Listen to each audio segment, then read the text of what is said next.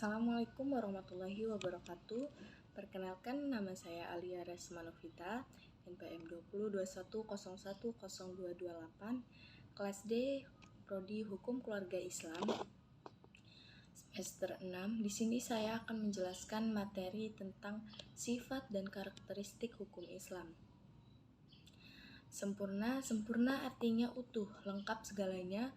Kesempurnaan hukum Islam syariat dapat dilihat dengan diturunkannya syariat Islam dalam bentuk yang umum dan mengglobal. Permasalahannya, kecuali hal-hal yang bersifat langgeng, Nas memuat prinsip-prinsip hukum terperinci, konkret, dan teknis. Misalnya masalah peribadatan, perkawinan, perceraian, dan waris diterangkan secara terperinci. Syariat Islam dapat benar-benar menjadi petunjuk universal dengan bentuk yang umum dan global tersebut. Syariat Islam juga dapat diterima di semua tempat dan di setiap saat. Juga diharapkannya hukum Islam dapat berlaku sepanjang masa. Elastis di sini sifat dan karakteristik hukum Islam yang kedua, yakni elastis, mudah diubah bentuknya dan mudah kembali ke bentuk asal, lentur, dan luas. Keelastisan mencakup di segala bidang kehidupan manusia, baik jasmani maupun rohani, baik mengenai hubungan manusia dengan Tuhan maupun hubungan interaksi sesama manusia, juga tuntunan mengenai kehidupan manusia di dunia dan di akhirat. Hukum Islam memperhatikan segala aspek kehidupan manusia, baik di bidang muamalah, ibadah, jinayah, siasah, dan bidang-bidang lainnya. Namun, segala aturan yang diatur oleh hukum Islam itu tidak berarti pula menjadikan hukum Islam memiliki dogma yang kaku atau disebut beku, keras, dan memaksa. Nas membuka peluang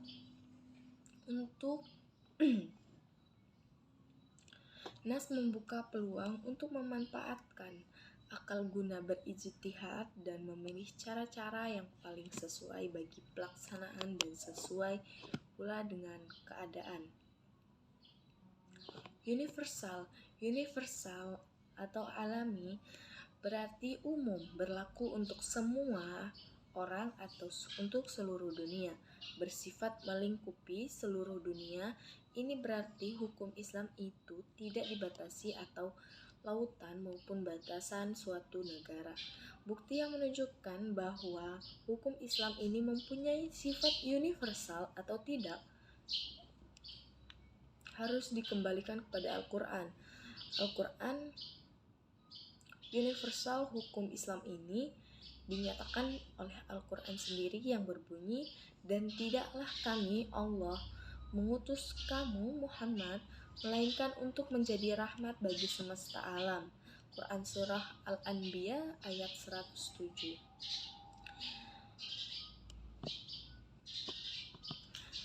Lalu ayat yang kedua,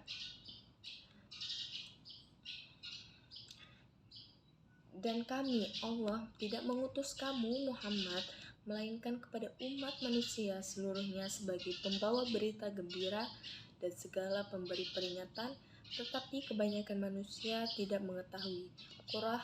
Quran Surah Al-Saba ayat 28. Dari kedua ayat di atas menyatakan bahwa syariat yang dibawa oleh Nabi Muhammad bukanlah dikhususkan untuk orang-orang Arab saja, namun berlaku untuk seluruh umat manusia yang ada di dunia ini. Dinamis dalam KBBI dijelaskan, makna kata dinamis adalah penuh semangat dan tenaga, sehingga bergerak dengan mudah, menyesuaikan diri dalam keadaan sebagainya. Kedinamisan hukum Islam terletak pada dasar-dasar yang menjadi dasar dan tiang pokok bagi hukum. Dasar-dasar dan pokok-pokok itulah yang menjadi sumbu kekuatan, kelemahan, kemudahan, dan kesukaran dalam menetapkan hukum Islam.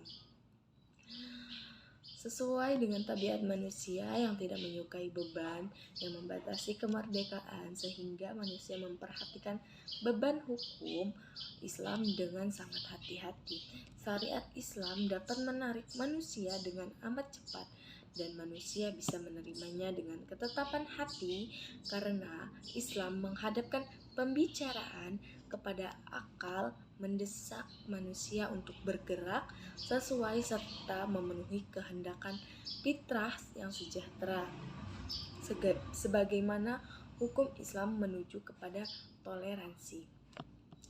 Sendi-sendi dari kedinamisan hukum Islam ini terdapat beberapa. Yang pertama, meniadakan kepicikan. Kedua, menyedikitkan tukfas. 3. Mensyariatkan hukum dengan cara-cara berangsur-angsur. 4. Memperhatikan kemaslahatan manusia. 5. Yang terakhir, mewujudkan keadilan merata. Sistematis ini Syariat Islam ini bersifat sistematis, yang artinya mencerminkan sejumlah doktrinnya bertalian dengan hubungan di antara satu dengan yang lainnya secara logis. Beberapa lembaga saling berhubungan dengan satu dengan lainnya. Perintah sholat di dalam Al-Quran selalu diiringi dengan perintah menunaikan zakat. Perintah untuk makan dan minum diiringi dengan kalimat tetapi jangan berlebih-lebihan. Demikian pula dengan lembaga pengadilan dalam Islam tidak akan memberikan hukum potong tangan bagi pencuri bila keadaan masyarakat sedang kacau dan terjadi kelaparan. Tidak akan memberi hukuman rajam bagi pezina dan kebiasaan berpakaian yang belum diterapkan sebagaimana yang dikehendaki oleh hukum Islam tersendiri. Hukum Islam bersifat ta'abbudi dan ta'aqquli. Al-Syabiti menyatakan bahwa ta'abbudi adalah sesuatu di mana tujuan hukum dalam melembagakan hukum untuk membesarkan mukallaf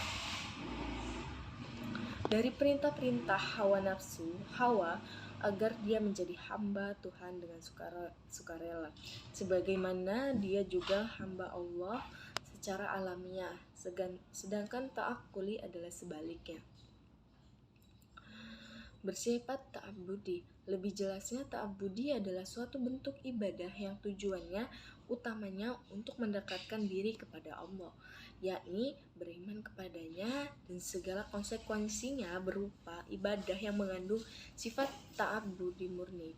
Artinya, maka ide dan konsep yang terkandung di dalamnya tidak dapat dinar atau khairu ma'kulah al-makna atau supranasional. Manusia harus menerima apa saja yang telah ditetapkan oleh syariat. Contohnya, sewaktu Umar melaksanakan haji bersama Rasulullah SAW mencium batu Hajar Aswad. Melihat hal itu, berucaplah Umar radhiyallahu anhu, "Kamu hanyalah sebuah batu. Jika aku tidak melihat Rasulullah menciummu, niscaya tidak akan kulakukan." Yang bersifat ta'aqquli kedua, yakni ta'aqquli berbentuk dalam bidang muamalah.